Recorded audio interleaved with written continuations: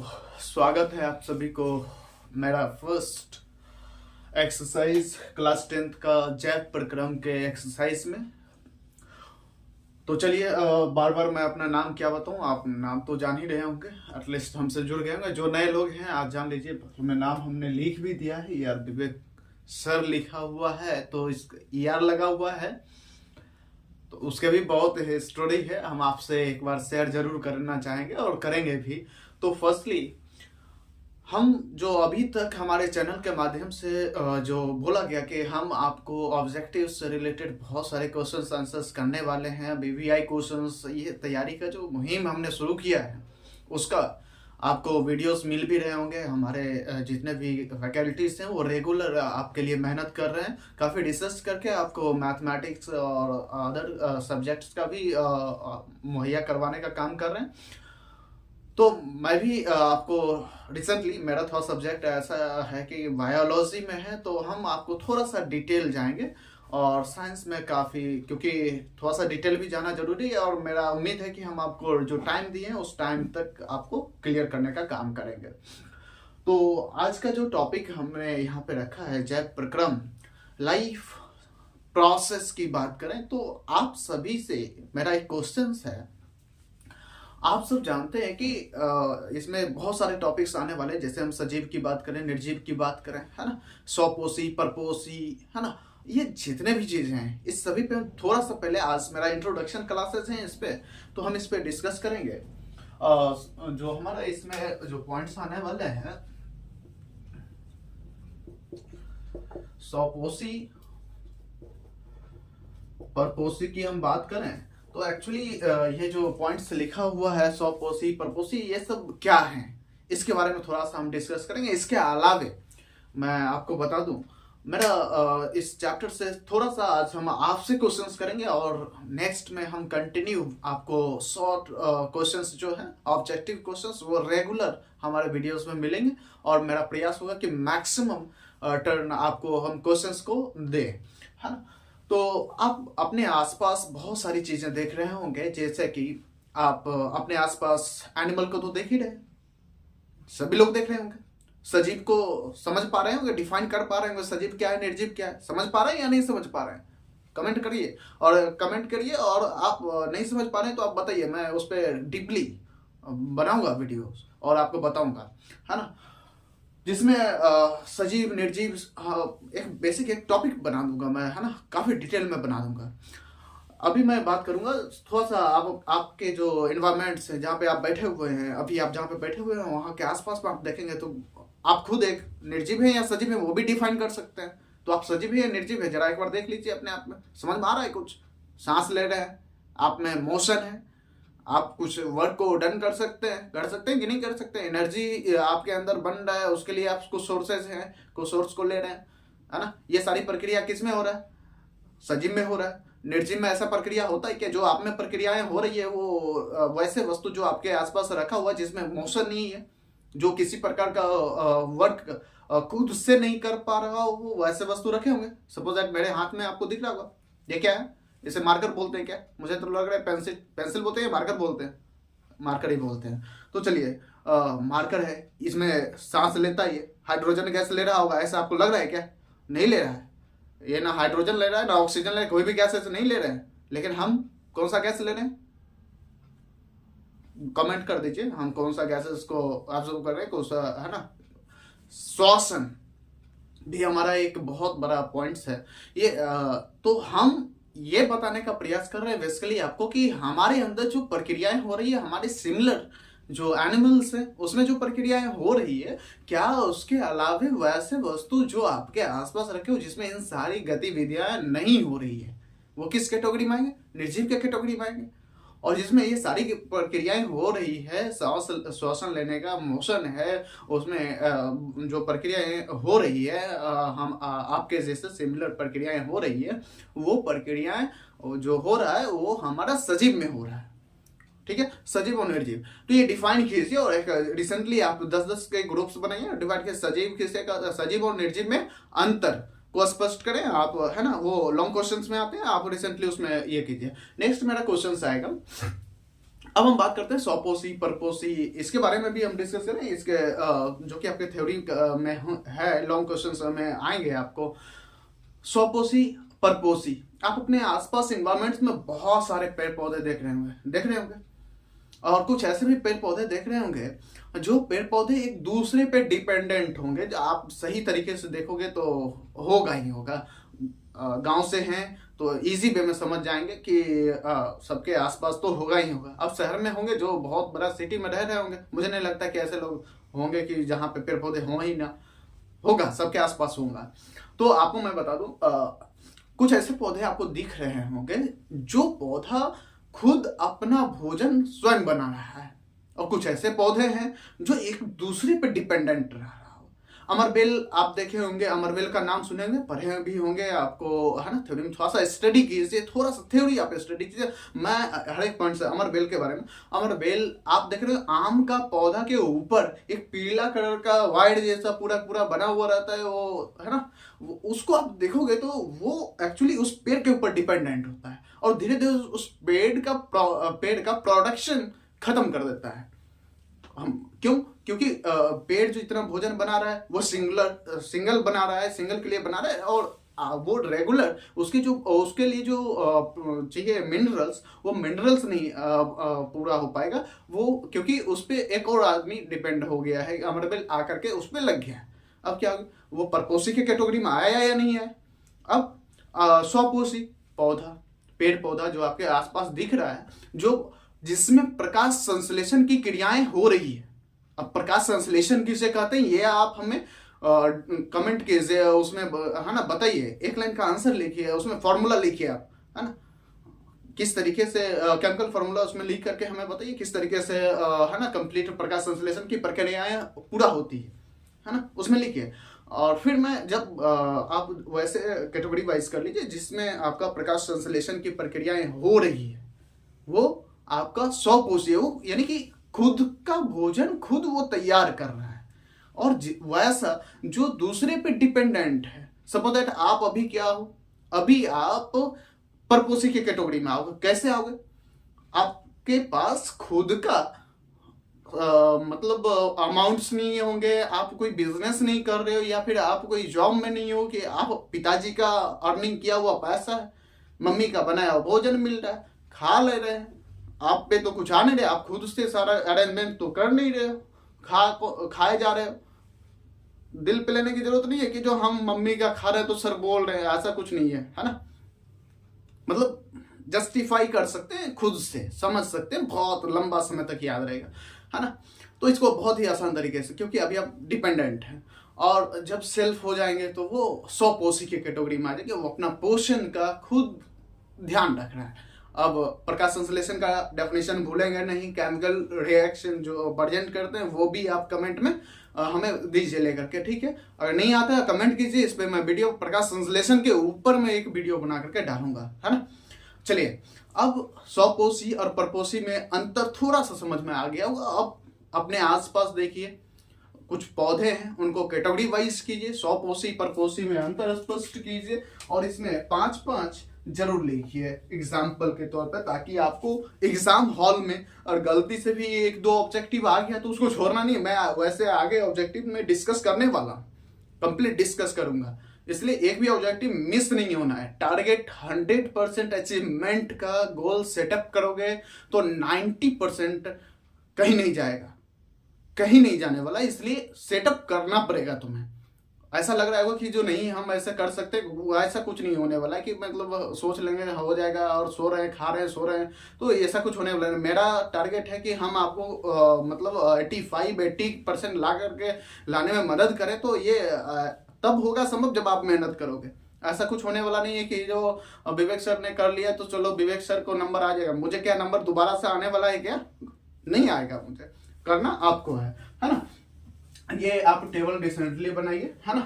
अब इसके अलावे मैं पॉइंट्स में बात करूंगा जिसमें अब कुछ पॉइंट्स यहां से हम थोड़ा सा आगे बढ़ते हैं, पौधे पे आते हैं। अब मैं स्वपोषी की जो मैं बात किया, जैसे पौधे इसमें से भी ऑब्जेक्टिव्स आते हैं कि पौधे अपना भोजन स्वयं बनाते हैं, हाँ या ना?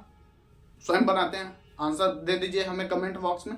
नेक्स्ट क्वेश्चन ये है कि पौधे अपना भोजन बनाने के लिए सनलाइट लेते हैं या नहीं लेते हैं? ऑब्जेक्टिव है, आंसर हमें जल्दी से कमेंट में कर दीजिए, अभी कभी करिए कमेंट, हाँ या ना, यस और नो कमेंट कीजिए, हाँ ना।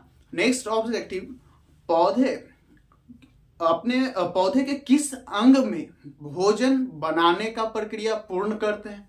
तो सबको पता होगा किस अंग में पूरा करते हैं, तो पत्ती होगा, सबको पता होगा। बहुत ही छोटा क्वेश्चन है और हम अभी ऑब्जेक्टिव नहीं पर आपको ये वर्क दे रहे हैं। आप कमेंट कीजिए, मैं उसको रिसेंटली कवर करूंगा और नेक्स्ट जैसे ही हमारा आएगा वीडियो उसमें मैं आप ही को प्रमोट करके आगे लेकर के आने वाला हूं। इसलिए हमारा हर एक मैथ्स हो, साइंस के किसी भी सब्जेक्ट का आपको फैकल्टीज क्लास ले रहे हैं उसमें एकदम आप प्रिपेयर होकर रहिए कि जो आंसर देने हैं वो टारगेट वाइज आंसर देते रहिए, कंटिन्यू और आंसर दीजिए। मैं उसको रिपीट आपके साथ जोड़ने का प्रयास करूंगा, है ना। जो भी डाउट्स होंगे आपके साथ जोड़ूंगा, है ना।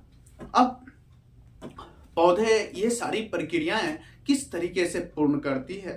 तो सनलाइट्स होते हैं, सनलाइट्स जब लेती है तो पौधे एक्चुअली जब भोजन बनाते हैं तो उसमें वाटर की भी नीड्स होती है।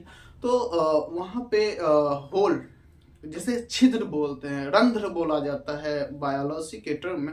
आप देखोगे तो हिंदी में आपने लिखा होगा, बुक आप पलटो, आपके पास कॉपी पेन होना ही चाहिए। आप अगर लाइटली ले रहे हो तो मैं इतने सारे क्वेश्चंस किया, लाइटली मत लेना क्योंकि ऑब्जेक्टिव्स थोड़ा सा इंट्रोडक्शंस में अभी दे रहा हूँ।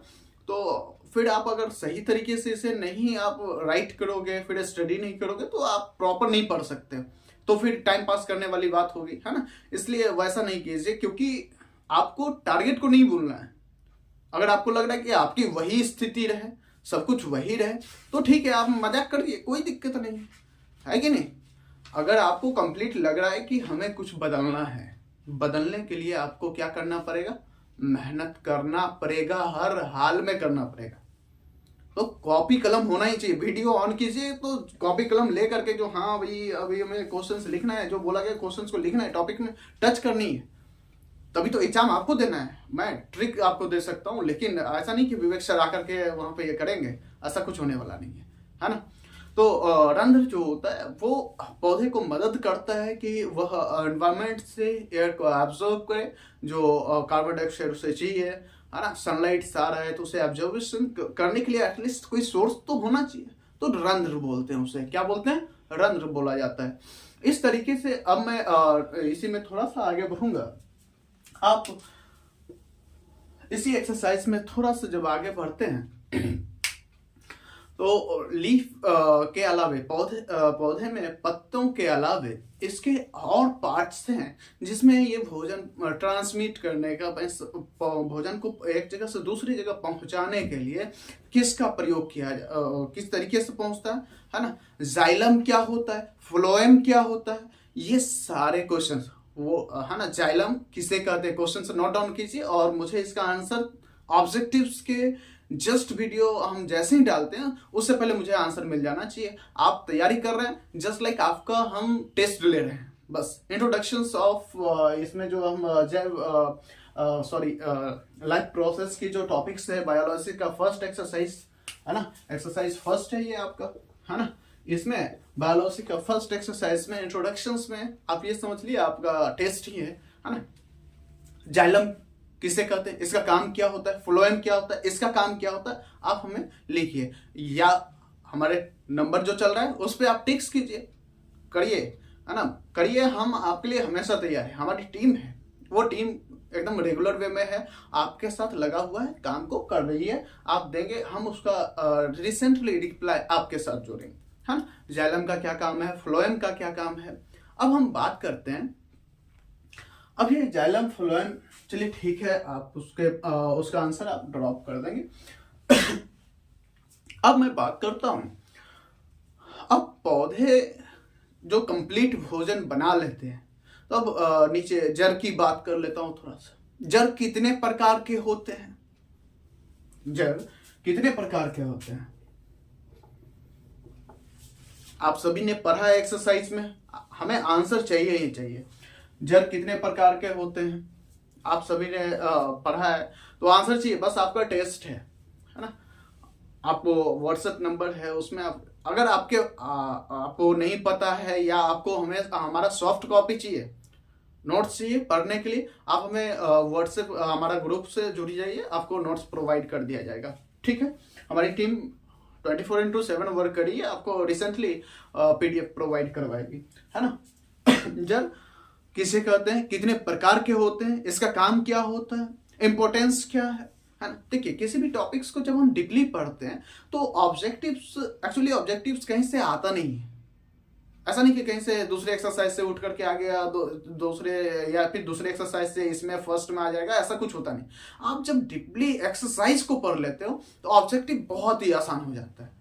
मैंने अभी जो इतने सारे क्वेश्चंस आपसे डिस्कस किया, ये सारे क्वेश्चंस को हम डायरेक्टली, आप देखना, जब मैं ऑब्जेक्टिव्स लेकर के आऊंगा तो आप बहुत ही इजी से बता सकते हो कि सर इसका आंसर ये होगा। मुझे बोलने से पहले आप बताओगे, उस टाइम मुझे भी खुशी होगा और आपको तो खुशी होगा ही होगा। मैं जैसे ही क्वेश्चन यहाँ पे लिखूंगा, आप रिसेंटली अपने कॉपी में आंसर लिख लोगे, है ना, इस तरीके से होगा। और नेक्स्ट मैं बात करूंगा, अब जब जर की बातें हो गई, अब वो हमें ड्रॉप कर देंगे। अब कुछ अमीबा के कुछ लाइफ साइकिल के बारे में थोड़ा सा डिस्कस कर रहा हूँ, आपके एक्सरसाइज में दिया हुआ है ना। अमीबा, आपको ऑलरेडी पता है, अमीबा का लाइफ साइकिल को एक्सप्लेन करनी है। मैं थोड़ा सा डायग्राम बताता हूँ, इसको आपको क्या करना है, थोड़ा सा मैं मिटा देता हूँ, 1 मिनट।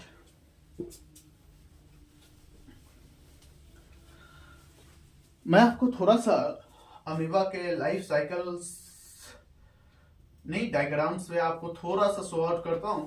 आपको क्या करना है, कंप्लीटली इसके लाइफ साइकिल को डिफाइन करनी है। अगर आपके पास नोट्स नहीं है तो आप हमें रिसेंटली हमारे ग्रुप से जुड़िए, है ना। अमीबा का कंप्लीट डायग्राम को और इसके एक एक पॉइंट्स के, इसके स्ट्रक्चर्स के पार्ट्स को आपको क्या करना है, डिफाइन करना है। और डिफाइन करके मुझे व्हाट्सएप ग्रुप में डालिए। मैं व्हाट्सएप ग्रुप इसलिए बनाया कि आपके डायरेक्ट प्रॉब्लम्स का सॉल्यूशन दो। एक्चुअली ये लाइव क्लास नहीं हो सका है, हम कंप्लीट वीडियो डाल रहे हैं। हमारी टीम ये पूरी प्रयास कर रही है कि जो हम लोग वीडियो भी डाल रहे हैं तो उसमें आपका जो डाउट्स है हम उसको क्लियर करेंगे, है ना। जो भी क्वेश्चंस होंगे उसको हम लोग सॉल्यूशन करने का काम करेंगे। तो इसलिए आपको मैं बार बार बोलता हूँ कि आप हमारे व्हाट्सएप में डाल दीजिए, तो एक्चुअली वहां पे आएगा तो हम उसका सॉल्यूशन, हमारी टीम उसका सॉल्यूशन आपको रिसेंटली देगी, है ना। अब ये सेकेंड फेज में आपको दिख रहा होगा, केंद्रक जो है इसका साइज भर के है ना। फिर इसके लाइफ साइकिल में आप देखोगे, एक्चुअली बोर्ड थोड़ा सा मेरा छोटा पड़ता है तो मैं थोड़ा सा एक, है ना, इसको मैं ये करता हूँ, थर्ड स्टेप्स को मैं फिर से बना रहा हूँ, है ना। ये आपका सेकेंड फेज का इमेज है और थर्ड्स का मैं बना देता हूँ, जिसमें ये अमीबा जो है ये 2 पार्ट में कन्वर्ट हो जाता है ना। देखो एक्चुअली कंप्लीट वीडियोस, ये जो फोटोज हैं, थोड़ा सा इमेज को हम कंप्लीट नहीं कर पा रहा क्योंकि थोड़ा सा इसका साइज छोटा है बोर्ड का, है ना। तो चलिए, थर्ड नंबर्स में इसका थर्ड स्टेप है कंप्लीट। थर्ड का ये 1 और 2 पार्ट्स, ये केंद्रक जो है ये ब्रेक हो जाता है इसके लाइफ साइकिल को।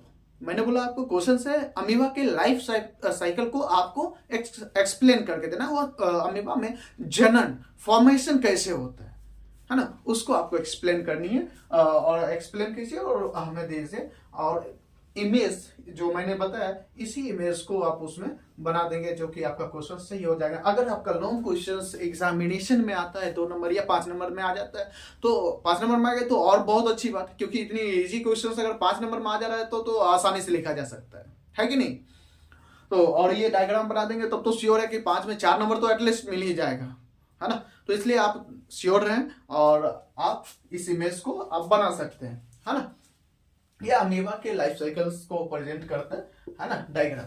अब इसको थ्योरेटिकली आपको एक्सप्लेन करनी है और मेरे व्हाट्सएप ग्रुप में ड्रॉप करनी है। जो नंबर्स हैं उसमें आप ड्रॉप कीजिए और इजी वे में आपको अगर PDF चाहिए तो वो हम प्रोवाइड करेंगे। इसके अलावा इसमें बहुत सारे टॉपिक्स हैं कंप्लीट। हम बहुत ज़्यादा वीडियो का ज़्यादा लंबा नहीं करूँगा, उतना ज़्यादा डिस्कस नहीं करूँगा। बस मैं यहीं पे ख़त्म करता हूँ और नेक्स्ट जो हमारा वीडियोस होगा उसमें ऑब्जेक्टिव हमारा रेगुलर वे में मिलेगा। और इस एक्सरसाइज से रिलेटेड थ्योरी या लॉन्ग क्वेश्चन से रिलेटेड कोई भी क्वेरीज हो, कोई भी लॉन्ग क्वेश्चन नहीं बन रहा हो, आप कमेंट में डालिए कि इस क्वेश्चन का आंसर हमें चाहिए, या मैक्सिमम क्वेरीज राइज होगा मैं आपको रिसेंटली उसमें ला करके देने वाला हूं। तो आई थिंक जय प्रकरण का इंट्रोडक्शन क्लासेस को यहीं पे खत्म कर रहा हूं। और आपसे जो भी क्वेश्चंस होंगे, जो भी डाउट्स होगा, वो आप हमें राइज कीजिए। मैं आपके साथ 24/7 तैयार हूं। Okay, thank